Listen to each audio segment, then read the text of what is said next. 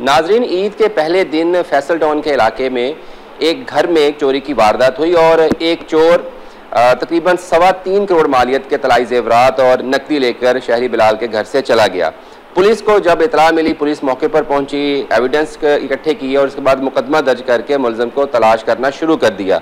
Police ने तकरीबन 48 घंटों के अंदर मुलजम को ओकाड़ा से गिरफ्तार कर लिया। तो पता ये चला कि ये जो मुलजम है, जिसका नाम शाहजेब है, ये जो मुतासरा शहरी है बिलाल, इसका कभी ड्राइवर हुआ करता था। तो बेसिकली एक साबिक ड्राइवर ने अपने मालिक के घर में चोरी की वारदात की। ये वारदात क्यों की, इसके पीछे क्या वजूहात थी और पुलिस ने ये केस कैसे ट्रेस आउट किया, कितनी रिकवरी हुई है, ये सारी चीज़ें जो हैं SHO फैसल टाउन हमारे साथ मौजूद है, उनसे हम जानेंगे। भाईजान, बहुत शुक्रिया आपका। ये बता दीजिएगा कि ईद वाले दिन जब लोग ईद की तैयारियों में मसरूफ़ थे, कुर्बानियों में मसरूफ़ थे, तो ये वारदात हुई। तो ये मुलज़म ने अपने मालिक के घर में वारदात क्यों की? सर, ये हमें ना तकरीबन 11 बजे करीब 15 कॉल मसूल हुई कि हमारे घर में नकब जनी हो गई है। ताले तोड़ के कोई नामालूम चोर हमारे कैश और ज्वेलरी ले गया। मौके पर पहुंचे सर, ये बिलाल साहब का घर है, 143A block Faisal town. Sir, हम वहाँ पर पहुँचते हैं। पहुँचने के बाद हम एविडेंस कलेक्ट करते हैं। कॉलर जो बिलाल था उसने बताया कि मेरा 1 करोड़ रुपया कैश था और 80 तोले के करीब ज्वेलरी थी जो वो चोर ले गया। कैमरा जात लगे हुए थे सर, कैमरा जात वो चोर जाते हुए DVR भी साथ ले गया। DVR भी वहाँ मौजूद नहीं था। तो हमने सर उसके बाद वहाँ से बाहर से कैमरा जात चेक करना शुरू किए और इनके मुलाजमीन की लिस्ट भी ली, क्योंकि अक्सर जो घर में चोरी होती है उसमें घर के मुलाजिम इन्वॉल्व होते हैं। हमने जो तक साबका जो हमने चेक किए सर वारदातें वगैरह, तो सर हमने उनकी सीरियस अप्लाई कर दी, साथ हमने कैमरा जात चेक करना शुरू कर दिए। कैमरा जात चेक करते हुए ये जो मुलजिम था, इसने अपना चेहरा मुकम्मल तौर पर रुमाल से ढांपा हुआ था। बाहर कैमरों में हमने देखा और ये 8:52 पे बिलाल जो है उससे घर से बाहर निकलता नज़र आ रहा है और इसने एक बैग लटकाया हुआ था। हमने इसको फ्रंट ट्रैक किया सर, ठोकर तक गए। ठोकर पर इसी दौरान हमें सीरियर आ गई। उसमें एक जो इनका मुलाजिम था साबका, उसका नाम शाहजेब था, वो 3.5 साल इनके पास ड्राइवरी करता रहा सर। उसकी जो सुबह 7:51 पर लोकेशन आई है वो फैसल टाउन A ब्लॉक की आई है। पहली जो रात की लोकेशन थी वो उकाड़ा की थी और सुबह जब वकूआ हुआ है उस वक्त उसकी लोकेशन आ रही है फैसल टाउन A ब्लॉक की। और उसके बाद उसकी अगली लोकेशन ठोकर की आती है 9:15 बजे करीब, और जो हम कैमरे चेक करते जा रहे थे वो भी उधर ठोकर में पहुंच गए हम 9:15 बजे। तो हमें ये हो गया कि ये हमारा प्राइम सस्पेक्ट है। आगे उसकी लोकेशन हमने चेक की, जंबर की आई, पत्तों की आई, फिर उकाड़ा की आ गई सर उसकी। फिर हमने जब इसको हमने ये सारे एविडेंस हमने कलेक्ट कर लिए तो उसके बाद हमें श्योर हो गया कि यही बंदा था जो वकूए के वक्त यहाँ पर आया। वकूआ करने के फौरी बाद यहाँ से रवाना हो गया। आपकी इन्वेस्टिगेशन के मुताबिक ये ईद वाली रात आया है? जी, ये चांद रात जो जिसे हम कहते हैं, ईद वाली रात आया है और तकरीबन 5 बजे यहाँ पहुँचा, क्योंकि इसकी 2:30 बजे की लोकेशन उकाड़ा की आ रही थी और 2:30 बजे के बाद ये निकला वहाँ से। वो 5-5:30 बजे यहाँ पहुँचा है। और ये जो बिलाल का घर है 143, इसके साथ एक स्कूल था, स्कूल खाली था उसमें, क्योंकि छुट्टियाँ स्कूलों को, स्कूल बंद था। तो ये 1-2 घंटे जो उसने स्टे किया है ये उस स्कूल में बैठा रहा है छुप के। और उनको जब आपने इसको पकड़ लिया है तो जब आपने इसे तहकीकात की तो क्या कहता क्या है कि क्या वो कौन सी वजूहात क्या बनी कि उसने अपने 3 साल बाद आके याद आया कि उसने घर में वारदात करनी है? जी, वो बताता है कि मैं ड्यूटी आवर्स बहुत लंबे थे, मैंने इनकी मुलाजमत को छोड़ दिया था। तो ये मुझे बार बार फ़ोन करते थे कि आज नौकरी पर वापस आ जाऊँ और मुझे डराते धमकाते थे कि अगर तुम वापस ना आए तो हम तुम पे मुकदमा दर्ज करवा देंगे।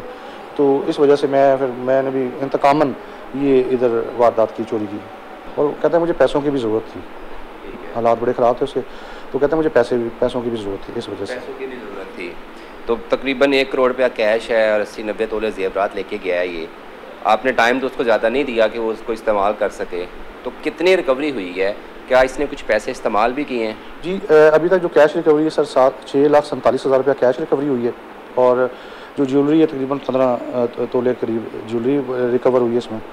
और इसने कुछ उसमें से पैसे इस्तेमाल किए हैं। 1,17,000 रुपये के इसने एक फ्रिज ख़रीदा घर के लिए और एक वाटर पंप होता है वो ख़रीदा घर के लिए और एक इसके पास मोबाइल फ़ोन है। इसके अलावा इसने को तकरीबन 1,70,000 रुपया इसने उसमें से लगा लिया। ठीक है, तो बाकी जो कैश है वो आपने इसे जेवरात भी ले आए और कैश भी ले आए, लेकिन FIR में 1 करोड़ रुपया कैश है और 80 तोले जेवरात हैं। अभी इब्तदाई तफ्तीश में सर तो ये 1 करोड़ रुपया कैश और 80 तोले जेवर तो हमें नहीं नज़र आ रहा कि ये लेके गया है। तो हमने इसकी तफ्तीश जो की है उसमें हमें तो अभी तक नज़र नहीं आ रहा। मज़ीद आगे तफ्तीश कर रहे हैं कि शायद हो सकता है किसी को ना दे दिया हो, वो इसकी CDR भी चेक कर रहे हैं, जिनके साथ इनके राब्ते थे उनको भी चेक कर रहे हैं, और मज़ीद जो है इसके दोस्त अहबाब घर वालों से भी तफ्तीश कर रहे हैं सर इस सिलसिले में। अच्छा अफजाल साहब, ये कोई पहले वाक़या नहीं है, पहले भी हमने देखा कि लोग जब किसी उनकी वारदात होती है ना, लेट्स सपोज 1 लाख की किसी की वारदात हुई है तो लोग 10-10, 20-20 लाख लिखवा देते हैं। तो क्या आपको लगता है कि इस FIR में भी कुछ ऐसा ही हुआ है?